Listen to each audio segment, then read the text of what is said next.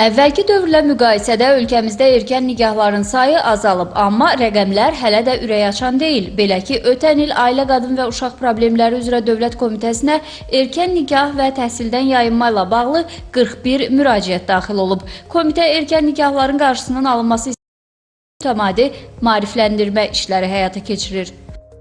Əsasən maarifləndirmə tədbirləri həyata keçirilir. Cəmiyyətin müxtəlif təbəqələri arasında, xüsusən yeniyetmə və gənclər arasında, eləcə də onların valideynləri arasında erkən nikahın fəsadları, səbəbləri, erkən nikah dövlət siyasətinə hansı zərərləri vura bilər, bu istiqamətdə tədbirlər həyata keçirilir. Əlbəttə ki, ən əsas biz gəncləri, yeniyetmələri maarifləndiririk. Nədən ibarətdir bu maarifləndirmə?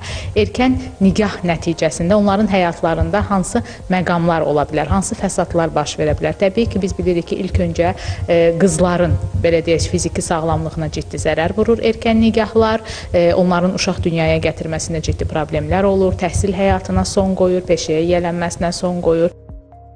Erkən nikahlarla bağlı ən yüksək göstəricilər bölgələrin payına düşür. Xüsusilə də Qazax, Tovuz, Mərkəzi Aran rayonlarında uşaq evlilikləri daha çox qeydə alınıb.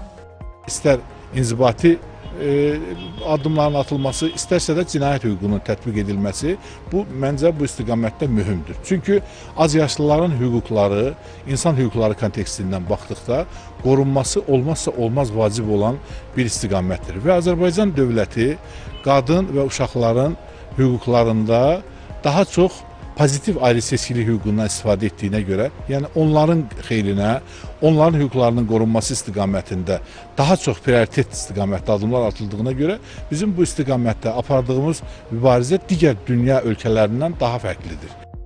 Erkən nikah sağlam cəmiyyətin formalaşmasına ciddi zərbə vurur. Son illər artan boşanmaların da əsas səbəblərindən biri məhz bu amillə əlaqələndirilir. Nilufər Səlim, Zaur Həşimov, Çinarə Vaqif, Telesəhər.